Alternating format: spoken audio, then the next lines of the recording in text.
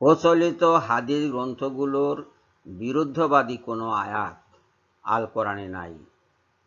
আল কোরআনের কোনো আয়াতে এই সমস্ত হাদিস নিষিদ্ধ করা হয়নি। আসসালামু আলাইকুম বন্ধুগণ।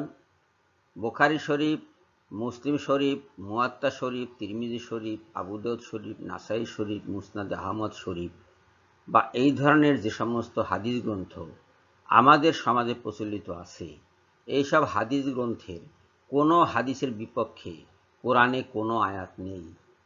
চ্যালেঞ্জ করছি, আপনারা এটা খুঁজে দেখাতে পারবেন না।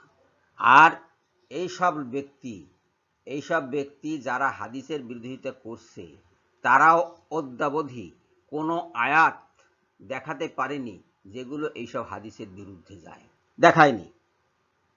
তারা তাদের মন গড়া কিছু ব্যাখ্যা ট্যাখ্যা দিয়ে প্রমাণ করার চেষ্টা করছে যে এই হাদিসগুলো মানব রচিত, মিথ্যা, বানোয়াট ইত্যাদি ইত্যাদি। কিন্তু কোরআনের কোনো আয়াত এরকম নাই। কোনো আয়াতে এই সমস্ত হাদিস গ্রন্থের কোনো হাদিসের বিরুদ্ধবাদিতা নেই।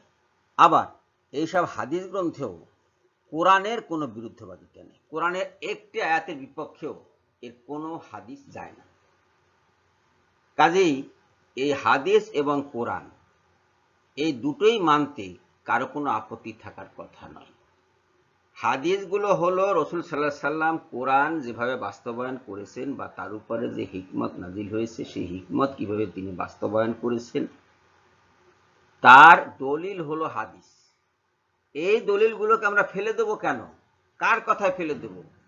ওনারা বিরোধিতা করছেন বলে। কিন্তু এদের বিরোধিতার কারণ কি?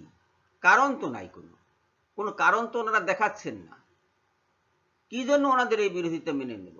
আমরা বরং ওনাদেরকেই আমাদের দল থেকে বাদ দিয়ে দেব। ওনারা আমাদের কেউ নন, ইসলামের বাইরের লোক এরা। যত বড় ডিগ্রি থাকুক, যত সুন্দর করেই কোরআনের আয়াত পাঠ করুক না কেন, ওনারা হাদিস বোঝেননি এবং হাদিস পড়েননি, হাদিসের কোনো জ্ঞানই ওনাদের নাই। এই কারণেই উল্টাপাল্টা প্রশ্ন করে। এই ভদ্রলোক তো প্রশ্ন করে যে মুহাম্মদ সাল্লাল্লাহু আলাইহি সাল্লাম কি বুখারী শরীফ অনুসরণ করেছেন না কোরআন অনুসরণ করেছেন? তার মানে বুখারী শরীফটা কি জিনিস সেটাই উনি জানেন না। বুখারী শরীফ হলো রাসূল সাল্লাল্লাহু আলাইহি সাল্লাম যে সমস্ত কাজ করেছেন, কথা বলেছেন, তার রেকর্ড।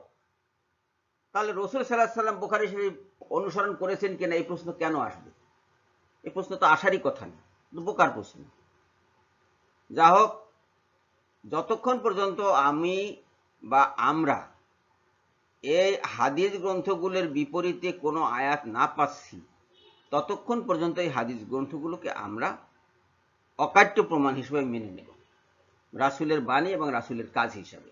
আর রাসূলকে অনুসরণ করতে যেহেতু কোরআন নির্দেশ দিচ্ছে, সেহেতু এই হাদিসগুলোকে আমরা অনুসরণ করব।